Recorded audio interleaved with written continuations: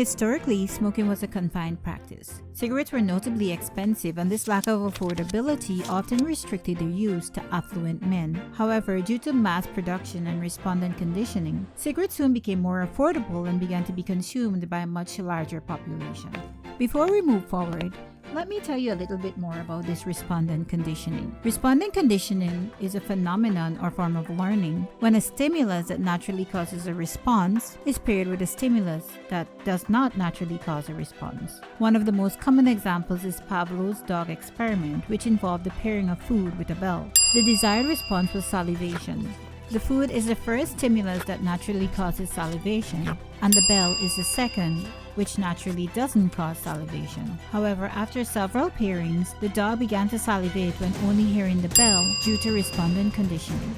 So what does this have to do with smoking? The same principle of respondent conditioning is what caused smoking to be perceived as elite, fashionable, and even glamorous. The media presented cigarettes in a positive light and encouraged people to smoke. Technological advances led to mass production of cigarettes, making them more affordable and accessible. Social environment further reinforced smoking behavior as a sign of social acceptance. Marketing campaigns directly promoted smoking to women and other marginalized groups as a symbol of emancipation or social acceptance. And it wasn't only the different brands of tobacco. Smoking-related accessories such as cases, lighters, and ashtrays further reinforced the idea that smoking was desirable. They were even designed as attractive and fashionable ornaments to adorn our homes. This is why quitting smoking is so challenging. It's not just the physical addiction to nicotine, but also the respondent conditioning of associating cigarettes with positive feelings or experiences. Fortunately, the prevalence of smoking started to decline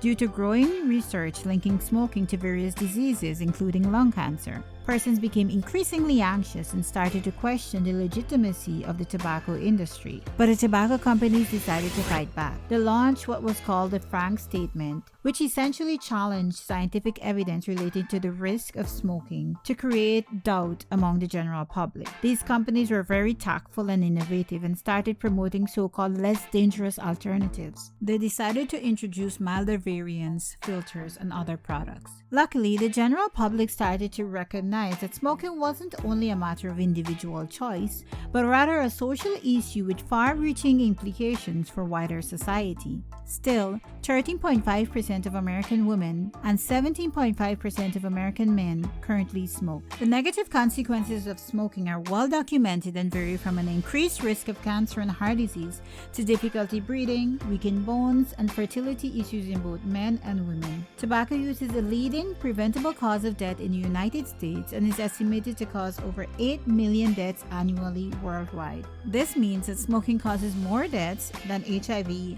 alcohol use, motor vehicular accidents, firearm incidents, and illegal drug use combined. I say all that to say this. The smoking epidemic took significant thought, tact, and strategy. So quitting smoking also requires significant thought, tact, and strategy. It is estimated that more than 70% of smokers desire to quit. Of these, approximately 56% will attempt to quit, yet less than 8% will successfully quit smoking. Here's some not so good news. If you're older, uninsured, have a low income, suffer from mental health issues, are part of the lesbian, bisexual, gay community, your chances of successfully quitting smoking are even lower. Further, Black Americans have the highest interest in quitting and the lowest possibility of success. It's amazing how a habit that was once more popular among the rich and privileged is now increasingly affecting the poor and marginalized. But you don't have to be part of those sobering statistics. Here's how you can increase your chances of successfully quitting this habit that is literally killing you.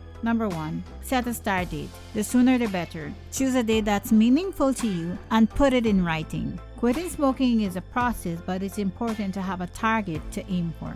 Number 2, get rid of all tobacco products and everything that reminds you of smoking, even your clothes that smell like smoke. Number 3, make a list of the reasons why you want to quit. Do you want to improve your health, save some money? Are you doing it for your family, or simply because you can? Number 4, start by understanding why you started smoking in the first place and work out different ways of dealing with negative emotions. Do you smoke when you're stressed, hungry, or bored? Do you smoke to avoid weight gain? Or is it after drinking a cup of coffee or when you're around others smokers. Number 5. Choose a method to help you quit. Medication, nicotine replacement therapy such as patches or gum, and counseling are all extremely beneficial. However, these medications will likely have some side effects and may have some dietary and lifestyle restrictions, but if needed, they are definitely worth a try. There are some persons who manage to quit cold turkey or without external help. However, it's important to know that withdrawal symptoms are very real and can be difficult to manage if you don't have the necessary support. Keep in mind, for those using the cold turkey approach, only an estimated 3 to 5% will be able to quit for longer than 6 months. Conversely, medications and counseling will triple the chances of success. For your information, withdrawal symptoms from smoking include anxiety, sleeplessness, restlessness, irritability, cravings, difficulty concentrating, increased hunger, headaches, and dizziness. Unfortunately, these symptoms can start within hours of quitting and usually intensify over the first few days or weeks before they start to ease off. However, there are medications that can help you, so speak to your healthcare provider. Quitting smoking is not a challenge that you need to face alone. So tell your friends and family that you want to quit. This is a great way to stay motivated, but avoid sharing your goals with persons who are overly judgmental, those who may encourage you to continue smoking, or simply have no belief in your ability to quit. Avoid places and people that make you want to smoke. If you can't avoid them altogether, spend less time there. Here's another helpful tip. Keep your hands and mouth busy. One of the hardest things about quitting smoking is dealing with the cravings. One way to distract yourself from these cravings is to keep your hands and mouth busy. This can be done by chewing sugarless gum, eating snacks, pickles or hard candy, or playing with a stress ball. These will all help to make the cravings more bearable. Finally, improve your lifestyle. Eat healthy, exercise, and stay hydrated to boost your energy. Journaling and meditation are also highly beneficial. These self-care tips are especially helpful for those persons who are concerned about weight gain after quitting. Check out this video for the best self-care tips. But here's a warning. For most of you, you will still fail at your attempt to quit. Unfortunately, change is challenging and relapse is part of the process. In my next video, I'll discuss the entire process of behavioral change using the trans-theoretical approach. But let me end this with some good news.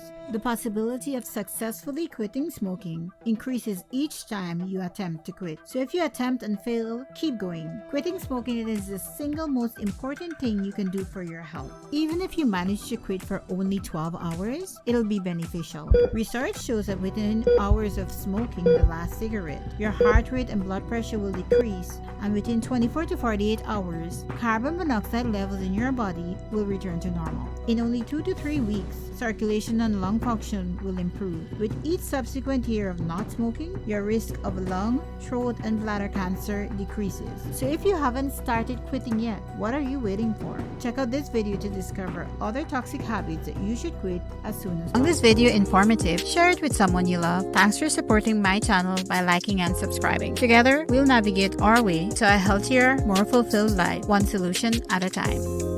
This video